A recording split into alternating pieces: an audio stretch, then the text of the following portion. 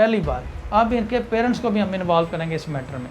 दूसरी बात जो है वो ये है कि इन्होंने एक क्लीन हैंड के साथ वो नहीं गए कोर्ट में, इन्होंने हकायक छुपा के कोर्ट में ये पटिशन दायर की है, हरासमेंट की पटिशन कि हमें इलीगल हरासा किया जाए, जो पहली पेशी पे खारिज हो जाए। अगर इलीगल है तो जज साहब FIR खारिज कर दें, FIR तो अपनी जगह पे मौजूद है।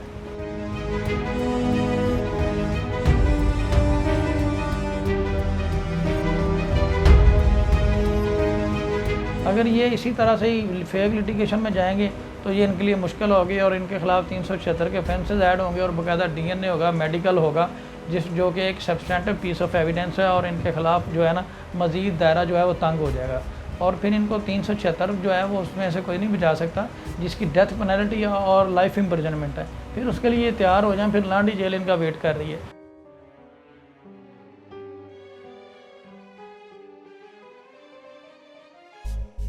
यही है कि ये सारा मैटर आप लोग जानते ही हैं कि इसमें कोर्ट की क्या प्रोसीडिंग है? कोर्ट की प्रोसीडिंग सिंध कोर्ट की जो प्रोसीडिंग है उसमें कंटेम्प्ट के नोटिस जारी किए गए हैं SP वगैरह को और उनको सख्त हदायत की गई है कि 24/5 को लड़की जो है वो सिंध हाई कोर्ट में प्रोड्यूस करे। तो उसमें तो यही है कि जो IG सिंध और IG पंजाब है इनको बाउंड किया गया कि जो लड़की है वो एट एवरी कॉस्ट जो है वो 24/5 को सिंध हाई कोर्ट में पेश करें। सर ये जो ज़हीर के मदर ने कंप्लेन की है इस हवाले से कुछ बताइए, वो कंप्लेन का क्या नुकसान होगा, क्या इफेक्ट होगा? सर उस कंप्लेन का नुकसान होगा लेकिन नुकसान उसका हमें नहीं होगा, ये नुकसान होगा ज़हीर को और ज़हीर की फैमिली को। बेसिकली ये कंप्लेन उन्होंने करके अपने पाँव पर खुद कुल्हाड़ी मार रही है।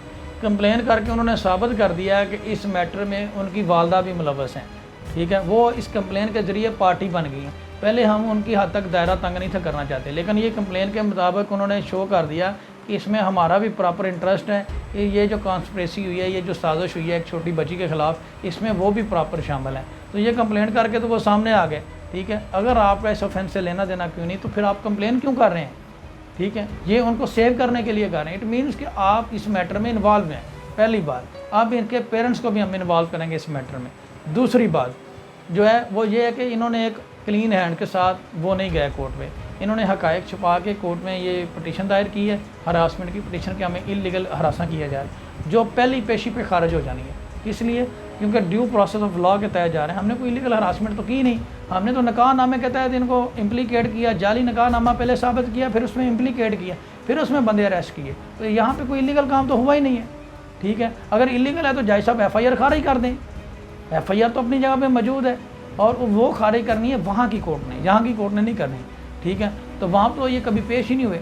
अगर टेबल टॉक के ऊपर बात, ये टेबल टॉक के ऊपर यही है कि इनको हम एक अपॉर्चुनिटी अभी भी दे रहे हैं। अपॉर्चुनिटी नहीं, ये मेरा इनके लिए मुफीद मशवरा है। अपॉर्चुनिटी वाला वक्त तो अब गया गुजर। अब इनको मुफीद मेरा मशवरा है कि ये दोनों हाथ से दुआ उठाएँ, हाथ उठाएँ और अल्लाह से दुआ करें और अपनी माफ़ी जो है ना वो तस्लीम करें और अपने आप को सरेंडर कर लेंगे तो ये इनके लिए बेहतर है।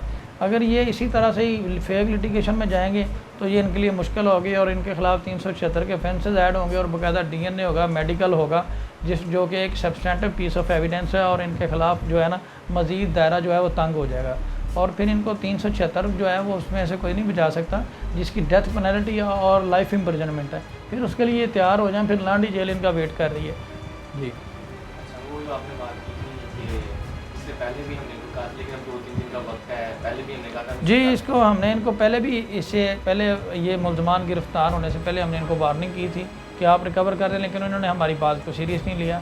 ये 164 को लेकर बैठे हुए थे और इनको हम रिक्वेस्ट करते रहे कि हमें बस एक लड़की चाहिए, हमें कुछ नहीं चाहिए।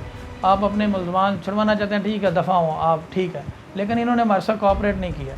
अब जो है मुल्ज़मान अरेस्ट हो गए, अब ये हमें कह रहे हैं, अभी भी मैं इनको कह रहा हूँ कि अगर आप इसको एक अच्छा मैसेज दें, ये सोसाइटी ख़राब ना होने दें। अगर इस तरह से लड़कियों को आज़ाद शोर करने की इजाज़त दे दी जाए तो ये तो फिर हर लड़की को दो शोर होंगे। 10 साल की लड़की जाएगी, जिसको मर्ज़ी चाहे शोर बना ले, किसी रेडी वाले को बना ले, किसी जुआ को खेलने वाले को बना ले। तो ये एक प्रोसीजर रखा गया इस्लाम में भी, उसका एक तरीक़ाकार होता है। जब आप मैच्योर हैं, ठीक है, इस्लाम में इजाज़त है, लेकिन 18 साल की लड़की, बालग लड़की को, एक लड़की जो है जिसको खाना सही तरीके से खाना नहीं आता, उससे आप स्टेटमेंट दिलवा के उसकी आपने स्टेटमेंट कोई भी देख लें, किसी स्टेटमेंट में मैच्योरिटी है, ठीक है, अगर उससे आप तोता बना के स्टेटमेंट, उसकी स्टेटमेंट की कोई फ्री विल नहीं है, उसके ऊपर बाकायदा हाई कोर्ट के फ़ैसले हैं, सुप्रीम कोर्ट के फ़ैसले हैं कि जो बंदा अपने सवाल और जवाब के मतलब को नहीं समझता, नताइज को नहीं समझता, उसके स्टेटमेंट की कोई वैल्यू नहीं है।